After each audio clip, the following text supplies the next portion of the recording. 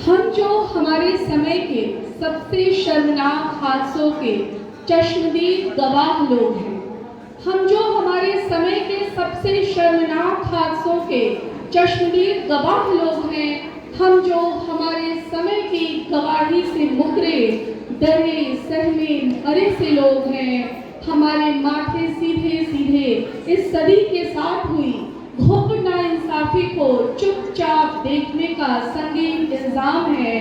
हमने अकीदत की जगह किए हैं सिर्फ और सिर्फ कुफ्र। हमने अपने समय के साथ की है दोगली साजिशें। हमने अपने हिस्से की जलालत पोंछ ली है पसीने की तरह और घूम रहे हैं बेशर्म मुस्कुराहटों के साथ दोहरी नैतिकता लिए। हम सिल रहे हैं चीथड़े हुए यकीन के पैरवन, उदासियों मायूसियों और नाकामियों के लिहाफ के ढक सके अजले सपनों के चेहरे हमने अपने होठों पर जड़ ली है। एक बेगारत सी चुप्पी बड़ी ही बेहयाई से दफना दी है।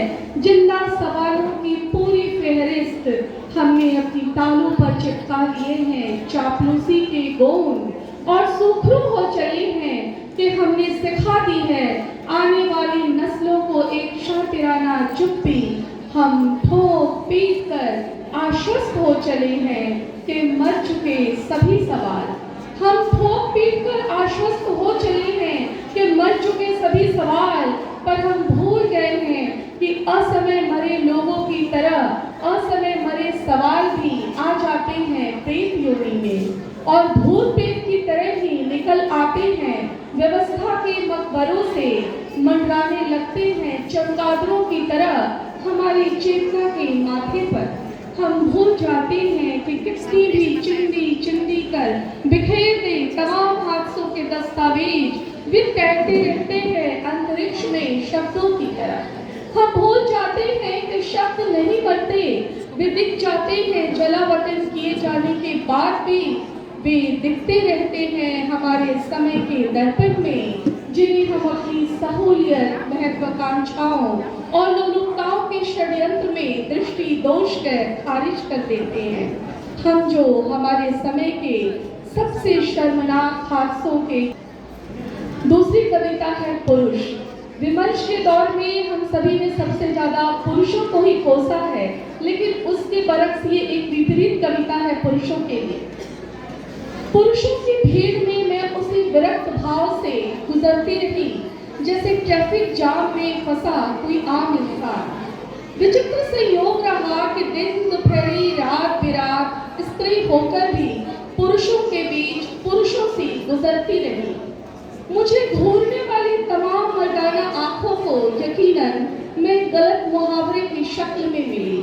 दुनिया की भीड़ में अब भी स्त्रियों से ज्यादा पुरुष हैं और आज से 20 साल पहले किसी ऐसे शहर में मैंने बेधड़क चलना शुरू किया था जहां स्त्री को स्त्री की तरह देख पाने की सलाहियत भी नहीं रख पाए थे वहां के पुरुष। बहुत दिनों तक दबा दबा सा शोर गूंजता रहा आस पड़ोस चौक चौराहों पर। अचानक फिक्रे ठीक कानों के नीचे गिरते, फिक्रे कमर की चोटी में उलझ उलझ पीठ पर खरोश पैदा करते।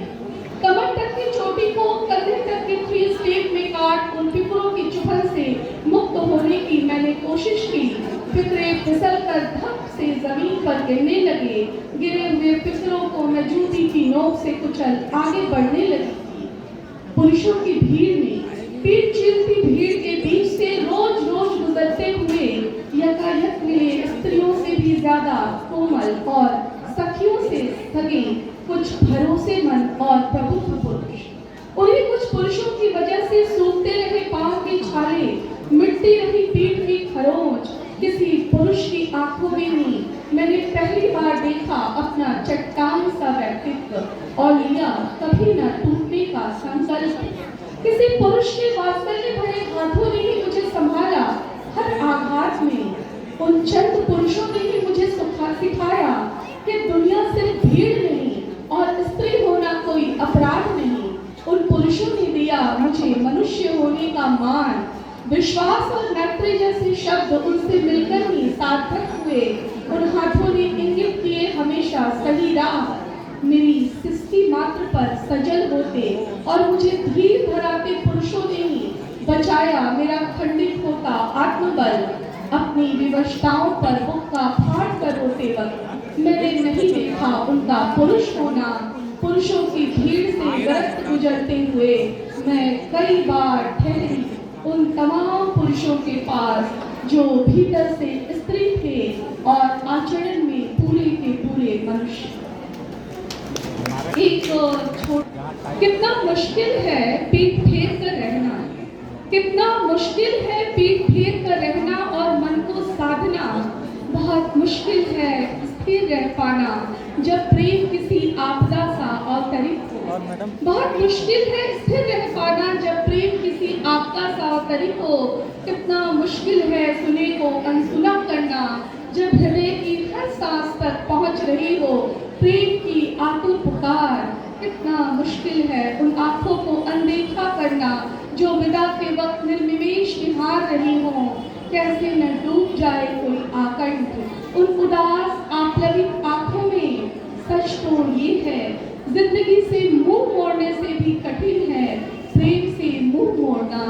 नैतिकताओं और कामनाओं के मध्य हुए हर आदिम युद्ध में पराजित हुआ है सिर्फ और सिर्फ प्रेमाकुल हृदय।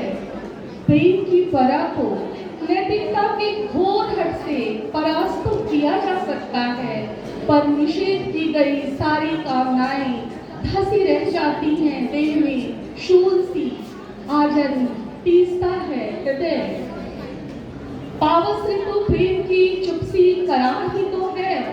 सब भंगुर है सब नश्वर है फिर भी कैसे विस्मृत हो तुम्हारी दैवीय मुस्कान। सब भंगुर है सब नश्वर है फिर भी कैसे विस्मृत हो तुम्हारी दैवीय मुस्कान। तुम्हें आंख भर भी तो नहीं देखा था पर तुम्हारी निश्चल मुस्कान के बीच दिखती प्रिय धवल पंक्ति मेरी निद्रा का अभी माहौल उड़ाती है। स्मृतियों की गाढ़ी गिर से कैसे छुटे कैसे मुक्त हो ये मन प्राण। तुम्हें एक दुख देखने भर से आ लगता है देह पर अशुद्धि का दोष। तुम्हें एक दुख देखने भर से आ लगता है देह पर अशुद्धि का दोष। तुम्हारे सुबह भर से आ लगती है लांछनाएं।